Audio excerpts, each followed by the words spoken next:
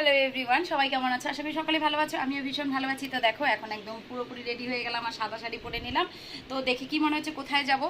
তো সাদা শাড়িটা কীরকম লাগছে দেখো। তো চলো কোথায় যাচ্ছি সেটা তোমাদেরকে দেখাচ্ছি, দেখে তোমরা অনেকেই বুঝতে পারবে। আর এই জায়গাটায় অবশ্যই তোমরা অনেকেই আসছো আর অনেকেই চেনো। আর যে জায়গাটায় যাচ্ছি সেটা হচ্ছে আমার বাড়ির একদম পাশে। তো তোমরা যদি এই জায়গায় ঘুরতে আসো অবশ্যই কিন্তু আমার বাড়িতে চলে আসবে। তো চলো স্টার্ট, আমরা কোথায় যাচ্ছি তোমাদেরকে দেখাবো। এখানে আমার জোজো সোনা আর ডল সোনা একদম রেডি হয়ে গেছে আর আমিও ফটাফট রেডি হয়ে গেছি। আমরা অনেকটাই চলে আসছি, দেখো এখন আমরা ফরেস্টের ভিতরে আর এখন যাব আরও একটু ভিতরে যেতে লাগবে। তো চলো যাই, অনেকটাই চলে আসছি। অ্যাকচুয়ালি আমরা আসছি আমাদের বাড়ির পাশে একদম কাছের মন্দিরে, ভামরি দেবীর মন্দির, যেটাকে বলা হয় বোদাগঞ্জ। তো আজকে ভাবলাম আমি আমার দুই মেয়েকে নিয়ে আমরা আজকে মন্দিরে পূজা দেবো। তো চলো মন্দিরে পূজা দিয়ে আসি। দেখো চারিপাশে কি সুন্দর, আর এখন খরার দিন না, খরার জন্য দেখ বাবা ওই দিকটা সব একদম পাতাগুলো, উই দেখ ওইদিকে। এখন আমরা দেখতে পারবো কি দেখতে পারবো, আমরা কি হাতি দেখতে পারবো আজকে? কি মনে হয় কি দেখতে পারবো? বান্দর কি দেখতে পারবো? হ্যাঁ চলো ফরেস্টের ভিতরে যদি বান্দর দেখা যায় তাহলে মেয়েদেরও একটা শখ পূর্ণ হবে। আর মাঝে মাঝে একটু বাচ্চাদেরকে নিয়ে একটু ঘুরতে বেরোতে হয়, ঘুরতে বেরোলে পরে বাচ্চাদের মনটাও ভালো থাকে। তো চলো যাই, গাড়িটা চালাতে লাগবে, এই যে গাড়ি নিয়ে আসছি। এত গরম পড়ছে যে মনে হয় এই ফরেস্টের মধ্যেই বসে থাকি। আর এখানে এত সুন্দর হাওয়া আর একটা নির্জন পরিবেশ, কোনো আওয়াজ নেই, কিছু নেই, যেন একদম শান্ত একটা পরিবেশ। আর এই শান্ত পরিবেশটা আমার ভীষণ ভালো লাগে। তো মন্দিরে যখন পূজা দিব বলে আসছি, বাড়ির থেকে জবা ফুল, মানে বাড়িতে তো আমার অনেক ফুল ফোটে, তার জন্য বাড়ির থেকে জবা ফুল, সাদা ফুল, নীলকণ্ঠ সব কিনে আনছি। আর এখানে নিয়ে নিচ্ছি আমি ধূপকাঠি, মোমবাতি, এগুলো নিয়ে নিই। ভিতরে তো ধরাতে দেয় না, বাইরে ধরাতে হবে, কারণ বাইরে একটা বট গাছ আছে। তোমরা অনেকেই জানো যে একটা বড় বট গাছ আছে, তো সেখানে ধূপকাঠি ধরাতে হবে। তো ফাইনালি চলে আসলাম মন্দিরে। আসতে যাও, পড়ে যাবা।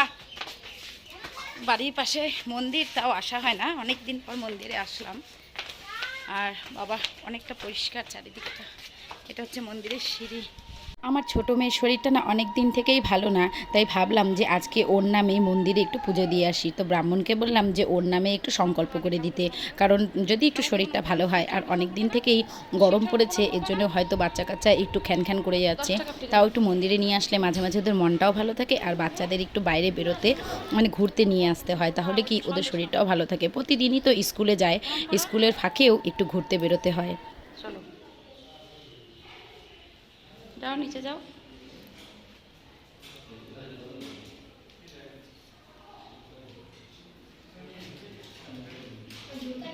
ধূপকাঠিটা হচ্ছে বাইরে ধরাতে লাগবে, আর ভেতরে ধূপকাঠি ধরাতে দেয় না, যার জন্য আমি ধূপকাঠিটা বের করে নিচ্ছি আর বাইরে গিয়ে ধরাবো। আর এখানে হচ্ছে যেহেতু ঠাকুরের যে এই যে পাটা রাখা আছে, এটা এখান থেকে আমি একটু সিঁদুর নিয়ে আমার মেয়ের কপালে দিয়ে দিলাম, আর আমিও একটু নিয়ে নিলাম। আর ভেতরে আরও অনেক ধরনের ঠাকুর আছে, এই যে পাশে দেখছো এইখানে একটু গুহার মতো, এর ভিতরেও অনেক ধরনের ঠাকুর আছে। আর এই ঠাকুরগুলো কিন্তু আমার ভীষণ ভালো লাগে। আর দেখো ঠাকুরের এক একটা মূর্তি এত সুন্দর, মানে সত্যিই খুব ভালো লাগে, সত্যিই খুব ভালো লাগে। আমার ছোটো মেয়ে আর বড় মেয়ে ওরা ঘুরে ঘুরে প্রণাম করে নিচ্ছে, সাথে আমিও প্রণাম করে নিচ্ছি।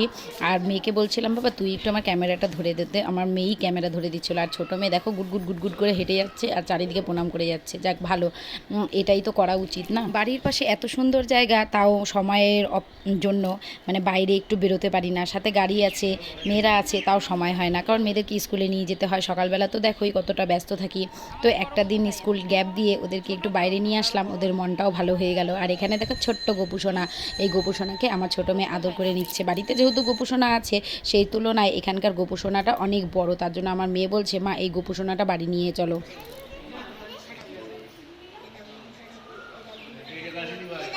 অনেকেই আছো হয়তো বাড়ির বাইরে যাওয়ার সুযোগ পাও না, তোমরা সারাদিন বাড়িতে একঘেয়েমি কাজ করেই থাকো। তো আমার হাজব্যান্ড তো বাড়িতে থাকে না, তো সেই অনুযায়ী মেয়েদেরকে তো আমারই একটু নিয়ে যেতে হবে। আর বাচ্চা কাচ্চার মনটাকেও ভালো রাখে বাইরে একটু নিয়ে যাওয়া, তাদেরকে ঘোরানো, এসবের জন্য কিন্তু বাচ্চাদের মনও ভালো থাকে, শরীরও ভালো থাকে।